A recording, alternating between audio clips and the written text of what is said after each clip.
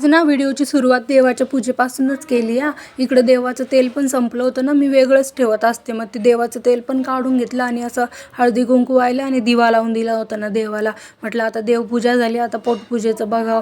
म्हटलं आता चला मस्त असे पोहे करायचे होते बरं का, पण नाही आमची शौर्य आहे ना तिच्याच मनाचं करावं लागतंय ना। मस्त इकडं कांदा वगैरे टोमॅटो कोथिंबीर कापली। आता काय बनवत असेल म्हणाल तर हे बघा, तिला खायची होती भेळ, मग तेच भेळ बनवली ना तिच्यासाठी। माझी मस्त तिला भेळ बनवली। मॅडम अजून म्हणत्या मिरची टाकली का, मसाला टाकला का?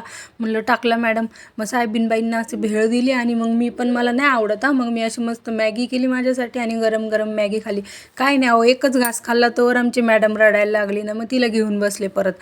ती झाली ना थंडी। मग नंतर आम्हाला दळण पण करायचं होतं ना आज। मग काय आमची शौर्य अशी मदत करत होती। तसं तर मी तिला असं कामाला नाही लावत, पण ना मग रिकामं म्हटलं की TV नाही तर मोबाईलच बघते ना, मग त्याच्यापेक्षा आपलं असं कामात गुंतलेली बरी आणि थोडीशी सवय लागते ना लेकरांना आपल्यासोबत। आणि इकडं आमची क्रिशा मॅडम अशी पालथी पडलेली होती बरं, आता मस्त पालथं पडायला लागली ना आणि छान आता अशी प्रयत्न करते ना रांगायचा। भारी वाटतं असं बघायला लेकरांचे नवीन नवीन ॲक्टिव्हिटी। आणि मग अशा संध्याकाळी आम्ही चहा पिला।